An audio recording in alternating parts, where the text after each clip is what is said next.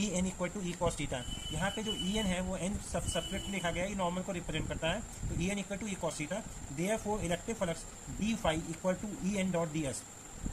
ई N की value E cos theta substitute करेंगे तो डी फाई की वैल्यू आ जाएगी E D cos theta dot D S.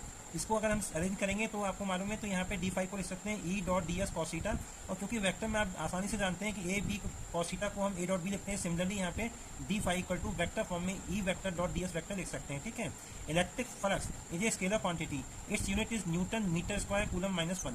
ये क्या है, इलेक्ट्रिक फ्लक्स एक स्केलर क्वांटिटी है, इसका कोई डायरेक्शन से कोई कनेक्शन नहीं होता, इसलिए इसको हम यूनिट इसका न्यूटन मीटर स्क्वायर कूलम -1 होता है। ठीक है, यहाँ पे जो है therefore the total electric flux through the close surface is given bye. यहाँ से बहुत ध्यान देने वाली बात होगी कि मैंने क्लोज सरफेस वर्ड यूज किया गया है, तो जब भी क्लोज सरफेस वर्ड यूज होगा तो टोटल इलेक्ट्रिक फ्लक्स फाई से लिखा जाएगा, और यहाँ साइन ऑफ इंटीग्रेशन में नीचे के पोर्शन पे लोअर लिमिट पे एस लिखा जाएगा, और बीच में सर्कल से हम क्लोज सरफेस को रिप्रेजेंट करेंगे, और E dot D S vector आ जाएगा। नोट करके एक चीज याद करें आप कि यहाँ पे the electric flux through a surface is denoted by phi, that is phi equal to sign of integration S E dot D S. यहाँ से याद रखें, जब भी आप किसी सरफेस से फ्लक्स निकालेंगे तो उसमें यहाँ पे जो है सर्कल नहीं बनाएंगे, सिर्फ सरफेस में, पर लेकिन अगर क्लोज सरफेस की बात आती है तो वहाँ पे आपको सर्कल शो करना पड़ेगा।